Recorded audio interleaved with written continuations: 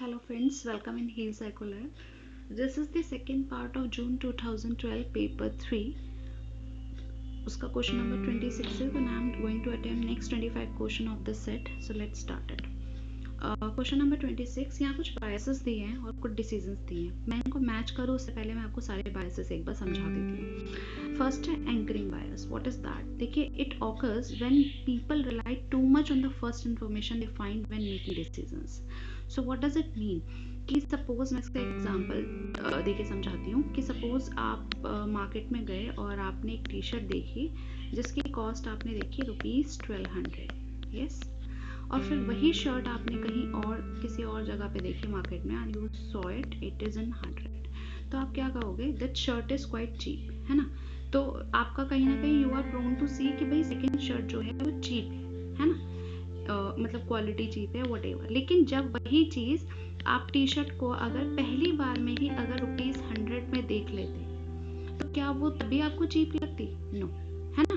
So this is about. तो यहाँ पे ये बात कर रहा है कि हम जो पहली इंफॉर्मेशन देखते हैं, फर्स्ट इंफॉर्मेशन, हम उसी पे रिलाई करते हैं और उसके बेसिस पे अपने डिसीजंस फॉर्म करते हैं. That is called anchoring bias. कितना क्लियर होगा?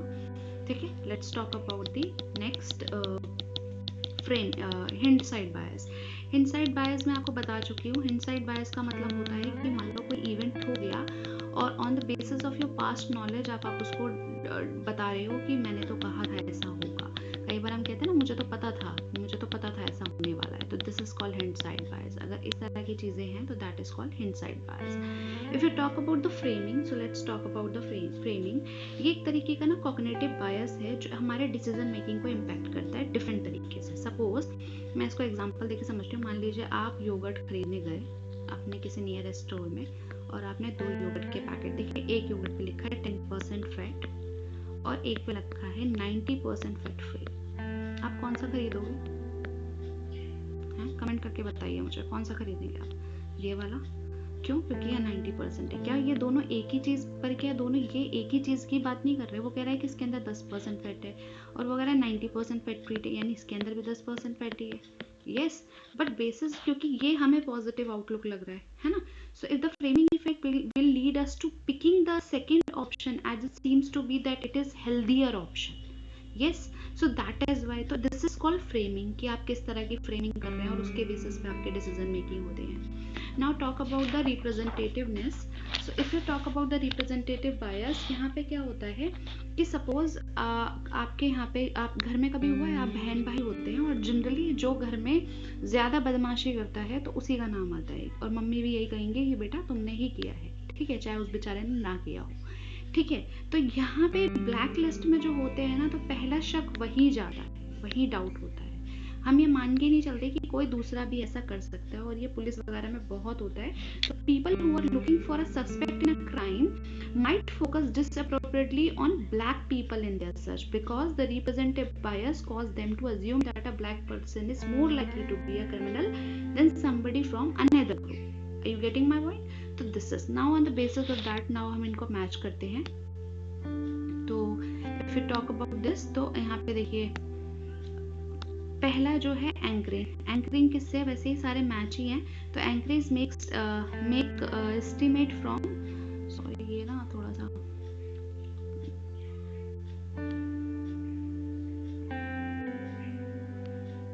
Making statement from the different value. And hindsight bias जो है ये सेकंड वाला है. सो मैं भी आपको ना एक बार फिर से दिखा दूंगी. ठीक है, तो अगर ये देखिए making estimates from an initial value. Hindsight जो है judging past event by current knowledge and framing is phrasing of situation guided biased decision and representativeness most stereo selected typical examples are selected. तो answer will be the D. This is the option. मैंने आपको I think समझा दिया है question.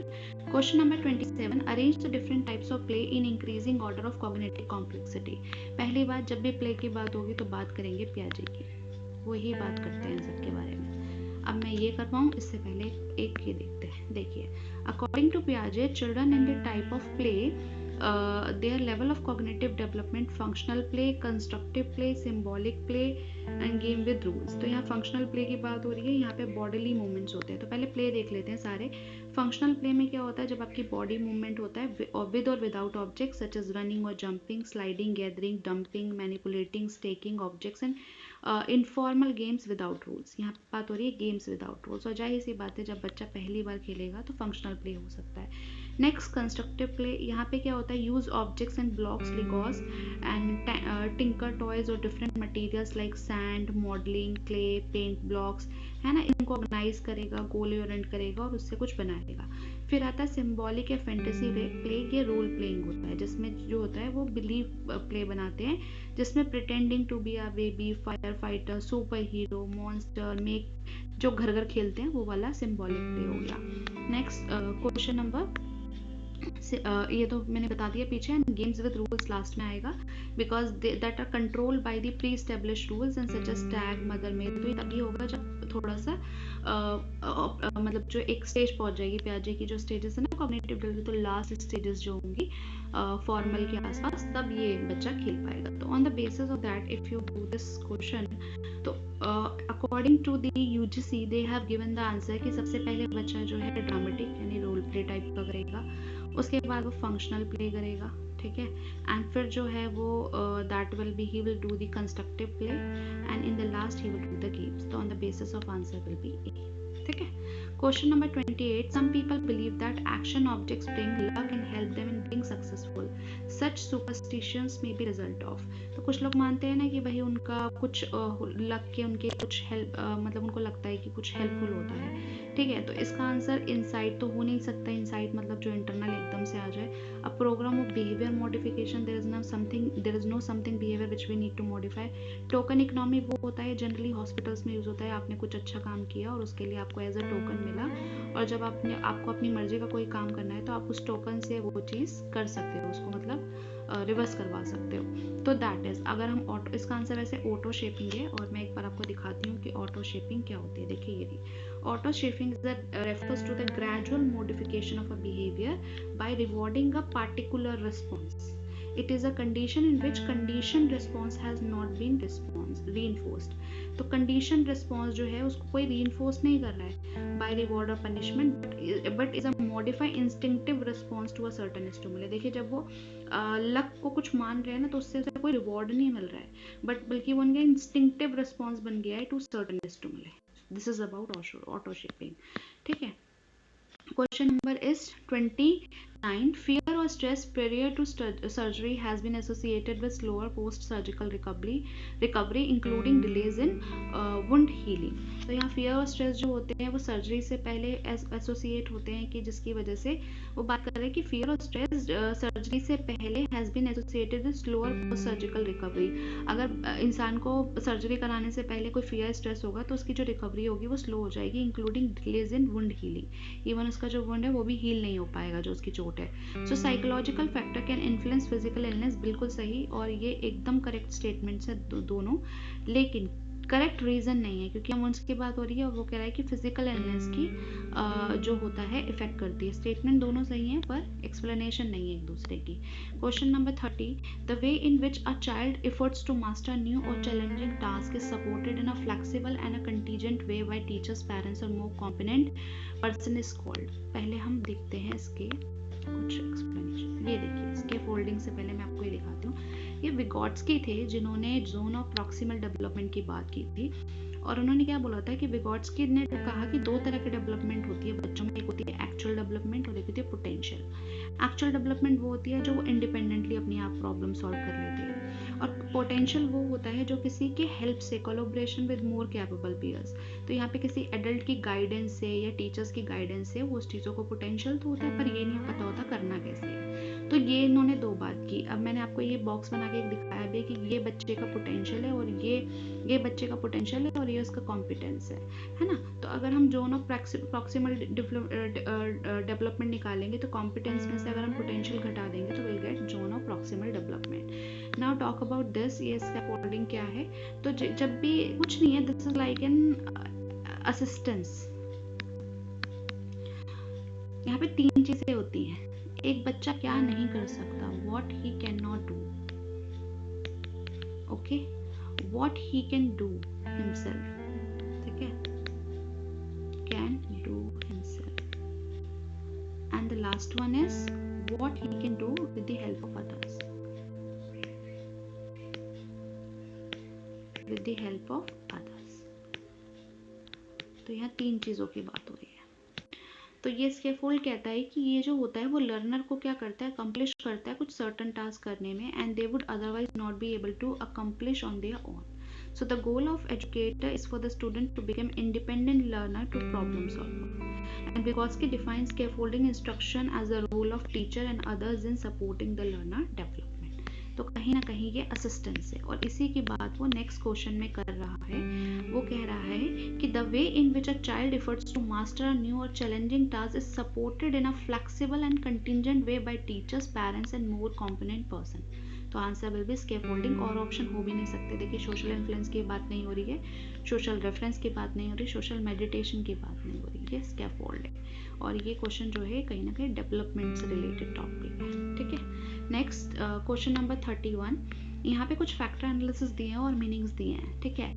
तो इसमें मैं आपको सिर्फ वो बता रही हूँ जो करेक्ट नहीं है, तो answer will be the C, that is ये आई थिंक गलत है, और बाकी सारे करेक्ट है। फैक्टर एक्सट्रैक्शन जो है वो प्रिंसिपल एक्सेस मेथड है, फैक्टर रोटेशन है वो क्रोमिक्स मेथड है, and Cattell score plot to decide number of factors attend by interpretation. So on the basis of that, पहले एक बार इसकी एक्सप्लेनेशन मैं आपको दिखा देती हूँ।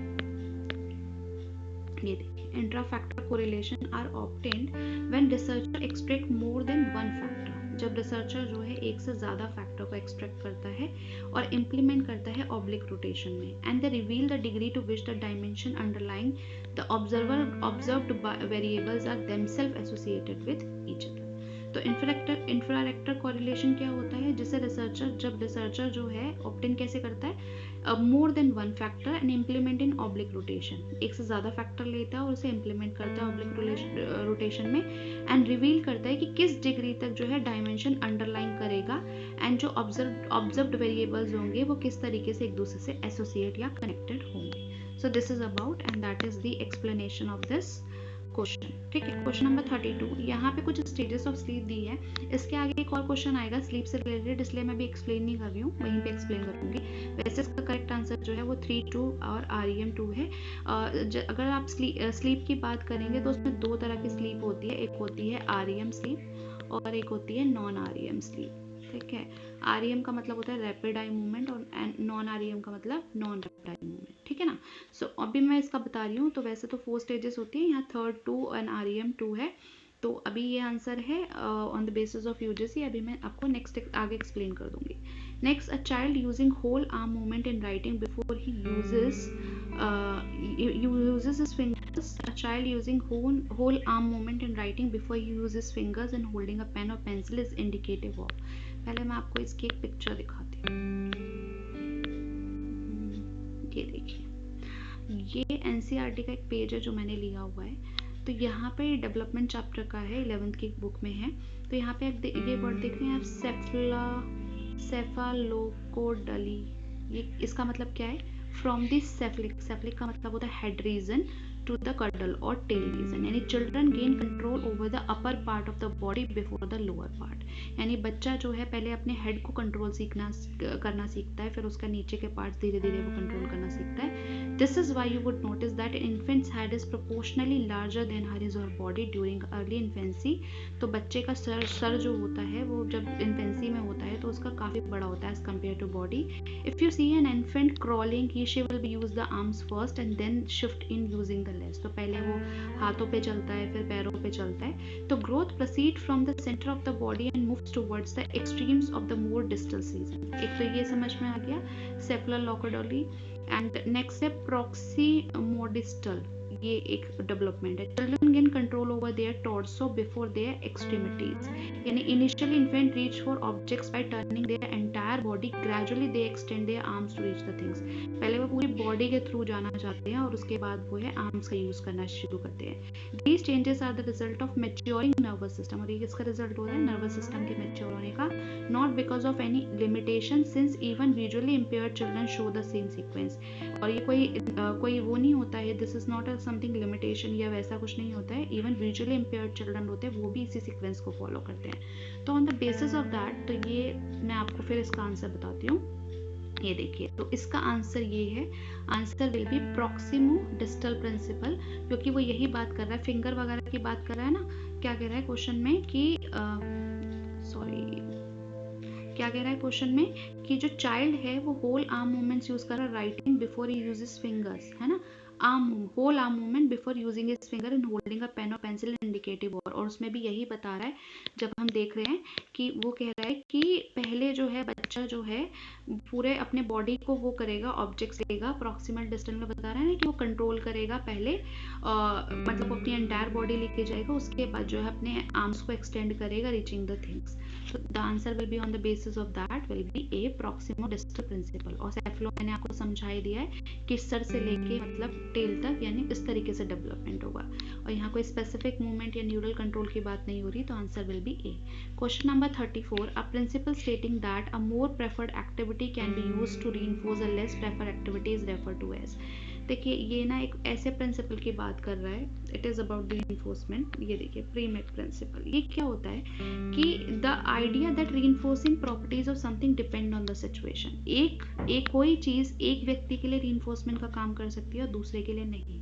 सो सपोज इन्होंने एग्जांपल दिया, Peter likes apple but does not like to practice for his piano lesson. His mother could use apple to reinforce practicing the piano. तो वो उसकी मदर उसको बोल सकती है, क्योंकि उसको एप्पल्स पसंद है, कि अगर वो पियानो प्रैक्टिस करेगा तो he will get the apple. In this case eating an apple is preferred activity, है ना, तो यहाँ पे प्रेफर्ड एक्टिविटी है। हाउएवर पीटर्स ब्रदर जो मिचेल है उसको फ्रूट्स नहीं पसंद है including apples, and he loves to play piano, उसको पियानो प्ले करना पसंद है। In this case playing the piano is the preferred activity and his mother can use it reinforce him for eating an Apple, कि अगर piano बजाना है तो तो पहले एप्पल खाना पड़ेगा। तो यहाँ समझ रहे हैं, यानी दोनों सिचुएशंस में क्या हो रहा है कि दोनों के लिए रीइंफोर्समेंट अलग अलग है, प्रेफर्ड एक्टिविटी अलग अलग है, पर एप्पल दोनों जगह यूज हो रहा है। तो यहाँ पे इसे बोलते हैं प्रेमेक प्रिंसिपल, कि एक चीज जो है वो किसी एक के लिए हो सकता है रीइंफोर्स का काम करे और दूसरे के लिए नहीं। तो यहाँ पे वही बात कर रहा है, principle stating that a more preferred activity can be use to reinforce a less preferred activity is refer to as Premack principle. और वही हमने प्रेफर्ड एक्टिविटी की बात की। स्ट्रेस कंडीशनिंग जो है दिस इज लाइक रिलेटिव, यहाँ पे रिलेशनशिप बताता है बिटवीन दिस टू मिले। तो इसमें क्या होता है, स्ट्रेस कंडीशनिंग में सी एस होता है, पहले सी एस आएगा फिर यू सी एस आएगा, दोनों ओवरलैप नहीं करेंगे और बीच में थोड़ा गैप होगा, उसे ही बोलते हैं ट्रेस। हल्स प्रिंसिपल यहाँ कुछ नहीं है। And principle of stimulus generalization, stimulus generalization का मतलब होता है कि दो स्टिमुलो को सेम समझ लिया। मान लीजिए बेल बज रही है, अब उसी से सिमिलर मैंने एक और बेल बजाई, तो जो है जो डॉग है वो दोनों बेल्स को एक ही सिग्नल में लेगा, तो वो कर रहा है उसको जनरलाइजेशन ऑफ स्टिमुलस। ठीक है, सो दिस इज 34।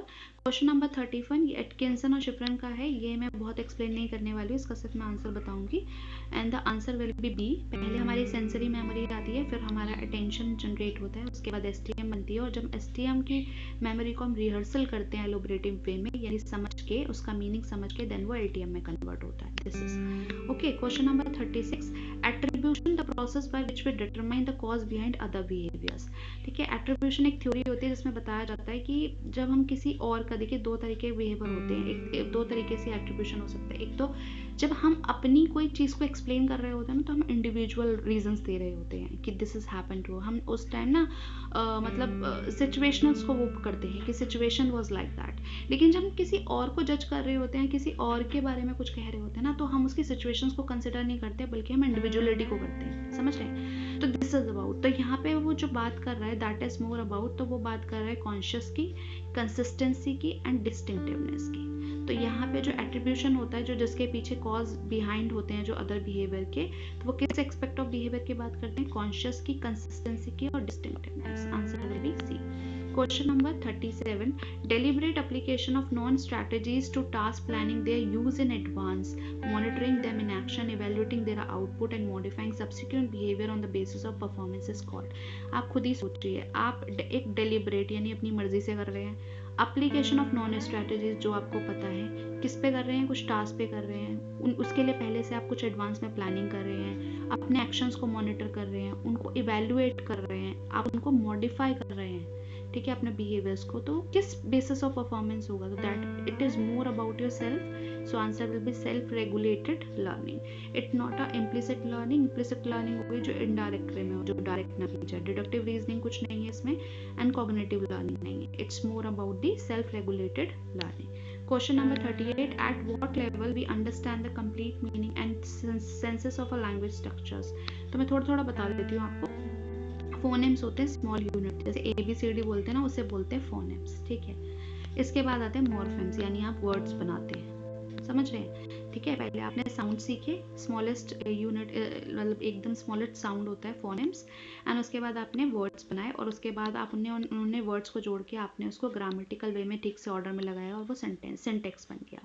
अब वो कह रहा है कि अगर हमें कंप्लीट हमको अंडरस्टैंड करना हो complete meaning and sense of language structure, तो अब क्या बचा? Answer will be C, prosodic contour. जिसका आई थिंक मैंने दिया भी है एक पेज, तो आप देख सकते हैं अगर मैंने दिया हो तो. नहीं दिया, सॉरी. सो दैट इज, वैसे तो मैंने मीनिंग समझा ही दिया आपको. That is. तो क्वेश्चन नंबर 39. यहाँ पे देखिए, इस क्वेश्चन का answer I can not explain.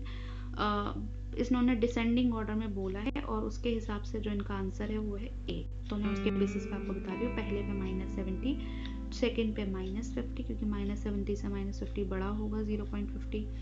फिर उसके बाद जो है that will go to the 2, that is, फिर जाएगा ये आपका सबसे पहले आया 3, फिर सॉरी पहले आपका 3 आया, फिर 1 आया, फिर 2 आया, एंड देन 4 आया. So this is the correct answer. Question number 40. What do you characterise rapid eye movement sleep? इसको करने से पहले एक चीज देखते हैं. ये देखिए, ये मेरे कुछ नोट्स हैं, उसमें से है. मैंने अभी आपको बताया था स्लीप 2 टाइप की होती है, REM और नॉन REM दोनों चलती हैं. तो रैपिड आई मूवमेंट का मतलब होता है जब आपकी आंखें झपझपाती हैं ना. आप primary features of the REM stages of स्लीप्स. तो सबसे इंपॉर्टेंट चीज़ याद रखिएगा, अगर REM स्लीप की बात होती है तो एक्चुअली हमारे स्टेजेस में 4 वेव्स होती है, alpha, beta, theta and delta. एक और होती है, एक गामा भी होती है शायद, पर ये 4 मेन होती हैं. तो डेल्टा वेव्स जो होती हैं वो REM स्लीप का पार्ट कभी नहीं होंगी, कभी नहीं. ठीक है. और REM स्लीप ही सबसे ज़्यादा डीप स्लीप होती है. ये डीप स्लीप होती है जो हम गहरी नींद में सोते हैं. तो किस चीज़ से करेक्टराइज होती है? पहला, frequent dreaming. Dreaming is most common during REM sleep. ठीक है. देखिए, ड्रीमिंग हो रही है और डेल्टा नहीं है. Next, increase brain activity. इस टाइम हमारे ब्रेन की एक्टिविटी बहुत ज़्यादा बढ़ जाती है, हमारा हार्ट रेट बहुत तेज इंक्रीज हो जाता है. मसल मूवमेंट जो होते हैं वो एक तरीके से इनहिबिटेड, बल्कि बोलते हैं बॉडी पैरालाइज्ड हो गई है. और पार्शियल स्लीप पैरालाइज हो जाता है, तो हमें पार्शियल स्लीप मतलब उस स्टेज में हम उठने की हालत में नहीं होते. तो अगर आपने देख लिया तो on the basis of that फिर तो आंसर बहुत ही इजीली वे में सॉल्व हो जाएगा. So answer is that. तो अगर वो REM स्लीप की बात करें, देखो पहले ही ऑप्शन क्या कह रहा है कि करेक्टराइज्ड बाय डेल्टा वेव्स होती है REM स्लीप. अभी हमने पढ़ा कि REM स्लीप में जो है डेल्टा वेव्स नहीं होती. तो अगर ये ऑप्शन डिलीट हो गया तो on the basis of that ये डिलीट हुआ, ये डिलीट हुआ, ये डिलीट, क्योंकि सब में 1 1 है. तो अब तो क्लियर कट आंसर मिल गया 2 3 4. और अगर नहीं भी होता तो हम तब भी कहते कि भाई मसल टोन लॉस हो जाते हैं. यस. वोल्टेज और हाई फ्रिक्वेंसी वेव्स बढ़ जाती है. यस. सेरिब्रल एक्टिविटी हो जाती है, यानी ब्रेन एक्टिविटी बढ़ जाती है. So yes. तो answer will be C. Question number 41. Threshold hypothesis indicates. क्या इंडिकेट करता है? कि positive correlation between intelligence and creativity up to a particular level of intelligence. ये पहले भी मैंने बताया कि इंटेलिजेंस और क्रिएटिविटी में एक पार्टिकुलर लेवल तक पॉजिटिव रिलेशन है, बहुत ज़्यादा नहीं है इनका. बहुत ज़्यादा कोई वो नहीं है कि अगर इंटेलिजेंस किसी का बहुत ज़्यादा है तो उसकी क्रिएटिविटी वो भी होगी. नहीं, बिल्कुल भी नहीं है. कोई भी इसका रिलेशन नहीं है इस वे में. हाँ, अगर बंदा इंटेलिजेंस है तो there is a little high chances कि क्रिएटिविटी भी वो ज़्यादा अच्छे से कर सके, पर बहुत ज़्यादा डायरेक्ट रिलेशन नहीं है. तो आंसर विल बी ए. हालांकि ये भी नहीं है कि नेगेटिव कोरिलेशन है या कर्विनल रिलेशन है, तो इस तरह की चीज़ें भी नहीं है. तो on the basis of that all option will be delete. Next go to the question number 42. यहाँ पे स्टेनबर्ग थ्योरी ऑफ इंटेलिजेंस है, उसके कुछ पार्ट दिए हैं तो मैं आपको पहले दिखाती हूँ. ये देखिए, ये Steinberg theory of human intelligence है. इसे ट्राइकिक थ्योरी ऑफ इंटेलिजेंस भी कहते हैं.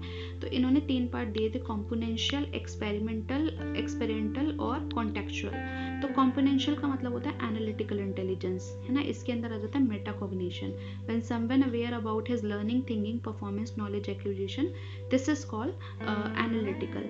और ये क्या बात कर रहा है, like intelligence in the internal world of the individual, that is the mental mechanism which underline intellectual behaviour. तो ये सब कहलाता है तुम्हारा कॉम्पोनेंशियल सब थ्योरी। अब बात करें अगर एक्सपेरिमेंटल की, तो that is related to creativity, so experience from highly familiar task.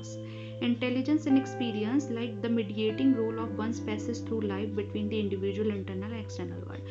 खुद का इंटेलिजेंस और आपके एक्सपीरियंस दोनों मिलके क्या बनाते हैं, एक्सपोनेंशियल सब थ्योरी, ठीक है, जो क्रिएटिविटी पे बेस्ड होती है। Next is contextual which is practical, so adaptation to the environment, shaping of environment. तो ये क्या होता है कि जो एक्सटर्नल वर्ड होता है, देखो क्लियर समझ में आएगा, ये इंटरनल वर्ड की बात कर रहा है कॉम्पोनेंशियल, कॉन्टेक्चुअल एक्सटर्नल वर्ड की बात कर रहा है, यानी किस कंटेक्स में, और एक्सपेरिमेंटल दोनों के बारे में बात कर रही है, इंटरनल भी और एक्सटर्नल भी, समझ रहे हैं। So intelligence and the external of the individual, that is how those mechanism used in everyday life in order to attain intelligence fit in the environment. So that's is about the practical intelligence, और इसी के basis पे we solve this question. So अगर आप देख रहे हैं तो ये बहुत इजी हो रहा है। फिर तो मैच करना है, एक्सपेरिमेंटल का मतलब होता है क्रिएटिव से है, तो यहाँ S sorry that is P है आई थिंक, ठीक है। And next is contextual is related to practical and componential related to R, so on the basis of that answer will be B. Question number 43, यहाँ कुछ types of memory दी हैं और types of information दी है, बहुत easy है ये भी, पहले भी मैं बता चुकी हूँ। देखिए जब भी आप एपिसोडिक मेमोरी की बात करेंगे तो which is related to what, आपकी बायोग्राफी यानी आपके लाइफ इवेंट से रिलेटेड है, तो R is 1 और यहाँ पे 2 R1 है, तो पहले तो ये 2 डिलीट हो गए। फिर हम बात करें अगर प्रीमिंग की, तो प्रीमिंग is a part of implicit memory जिसे हम नॉन डिक्लेरेटिव भी कहते हैं, तो S is 4, so answer will be on the basis of that B। और फिर देख लेते हैं echoic memory is very easy, that is related to auditory, echo सुना होगा आपने word, and iconic related to visual information, इसे फोटोग्राफिक भी कहते हैं क्योंकि ये थोड़े ज़्यादा टाइम तक रहती है, विजुअल होती है, so on the basis of answer will be B. Question number 44, which of the following illness caused by long-term abuse of alcohol often involves profound retrograde amnesia? retrograde का मतलब होता है पुराना, past information को recall करने में। देखिए Alzheimer जो है that is मैं पहले आपको ना करके वो दिखा देती हूँ, फिर आगे बढ़ते हैं। देखिए Coscom syndrome is a disorder that primarily affects by the memory system in the brain and it usually results from the deficiency of thiamine यानी विटामिन B1, इसकी कमी से होता है ड्यू टू, क्योंकि हम अल्कोहल लेते हैं, which may be caused by alcohol abuse, dietary deficiency, prolonged vomiting, eating disorder और the effects of chemotherapy जो कैंसर में होती है। तो ये तो आपको कॉस्कॉम सिंड्रोम समझ में आ गया, ये जरूर याद रखिएगा किसकी डेफिशिएंसी से होता है, थाइमाइन, विटामिन B1, ठीक है। सो दैट इज क्वेश्चन। इसी का नेक्स्ट उन्होंने जो ऑप्शन दिए हैं उनको भी मैंने डिस्क्राइब कर दिया। हंटिंग डिसीज एक रेयर और इनहेरिटेड डिसीज है जो प्रोग्रेसिव ब्रेकडाउन करता है nerve cells in the brain, और ये जो होता है इसका एक ब्रॉड इम्पैक्ट पड़ता है पर्सनल की functional abilities and usually result in movement, thinking and psychiatric disorder, इस पे इसका इफेक्ट पड़ता है, ठीक है। And if you talk about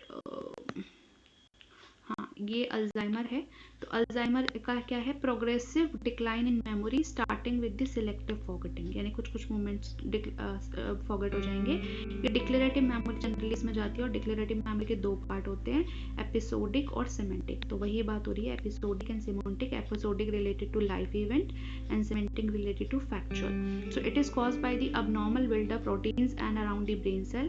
It is terminal disease, ठीक है, विच कांट बी रिवर्स्ड और क्योर, इसे क्योर नहीं किया जा सकता, occurs more in elderly ages, ठीक है। इसका एक ना ये केमिकल जो हम यूज करते हैं एमलॉइड टाउ, एमलॉइड का मतलब deposit of which from plaques around the brain cell, and tau which other protein which deposit from the tangles with in the brain cells, तो ये जो चीज़ होती है ये इसके लिए रिस्पॉन्सिबल है। सो ये होती है। एंड पेरिक्सन डिसीजन की बात करें तो ये मूवमेंट डिसऑर्डर होता है एसोसिएटेड विद कॉग्निटिव डिसऑर्डर, और ये यहाँ पे जब जो CNS के जो न्यूरॉन्स होते हैं ना सेंट्रल नर्वस सिस्टम में, इसमें न्यूरॉन्स डाई होने लगते हैं, और और जितने भी मोटर सिस्टम होते हैं वो उससे अफेक्ट होने लगते हैं, क्योंकि सारा काम तो CNS करता है, वो ही मोटर को कमांड देगा. It start with a tremor in the one hand and other symptoms are slow movement, stiffness and loss of balance. तो on the basis of that we can finish the option. तो अब क्योंकि alcohol की बात कर रहा है तो answer clear cut is Korsakoff syndrome, और बाकी मैंने आपको बता दिए. Question number 46.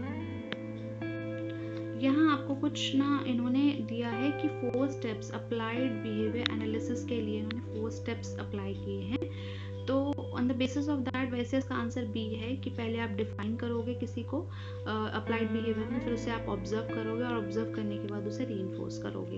इसका एक मैंने पिक्चर लिया है, आप यहाँ से देख सकते हैं. तो क्रिएटिंग डिस्क्रीट स्टेप्स क्या होते हैं, पहले आप डिफाइन करेंगे बिहेवियर को, फिर उसे इवेल्युएट करेंगे current level of performance पे, and design and implement appropriate intervention, continue measuring the target behavior and undertaking ongoing evaluation of the effectiveness. देखिए ये सारा इंक्लूड है, जबकि इस क्वेश्चन में सारी कुछ ही स्टेप्स दिए हैं. On the basis of option answer लिख रहे हैं, इसलिए answer will be B. And if you talk about the question number 46, तो परसुएशन, कुछ परसुएशंस दिए हैं और उनके रूट्स बताए हुए हैं. तो let's go to understand first. ये देखिए, what is the difference between central route persuasion और पेरिफेरियल. देखिए सेंट्रल रूट का मतलब होता है जिसमें आप ना डिटेल में जाते हैं, एलोब्रेशन में जाते हैं, जबकि आप पेरिफेरियल की बात करते हैं ना तो वो सरफेस लेवल पे होता है, जो आपने ऊपर ऊपर देखा उसके ऊपर आपने एटीट्यूड बना लिया. जैसे इसका एक मैंने ये पिक्चर लिया है, देखिए यहाँ पे जो है ये सेंट्रल पाथ है और ये पेरिफेरियल पाथ है. तो कैसे कह रहा है कि देखिए मोटिवेशन एंड एबिलिटी में कि यहाँ पे डेविड है और यहाँ टॉम है. तो डेविड कहता है मुझे कार चाहिए पर द प्राइस इज ग्रेट, क्योंकि प्राइजेस के अभी सही हैं और परफॉर्मेंस भी अच्छी है और top car of the year. मतलब ये थोड़ा सा रैशनल बात कर रहा है टू बाय द कार. लेकिन अगर टॉम देखो, I just need a car because the sexy girls are there who is there, I can pay, मेरे पास पैसा है and this is the car for me. ठीक है, तो यहाँ कुछ लॉजिकल चीज नहीं लग रही है. तो ये पेरिफेरियल चीजों पे है, जो दिखावा है ऊपर, और डेविड जो है that is going for the thinking logical. तो यहाँ पे जो क्यूज है वो फियर और डिजायर के हैं. तो इसी बेसिस पे जो है अगर आप देखें तो answer will be, you will easily get to know. तो सेंट्रल रूट्स की अगर बात करेंगे तो सिंपल सी बात है, एलोब्रेशन की बात हो रही है तो P2 हो जाएगा. ठीक है,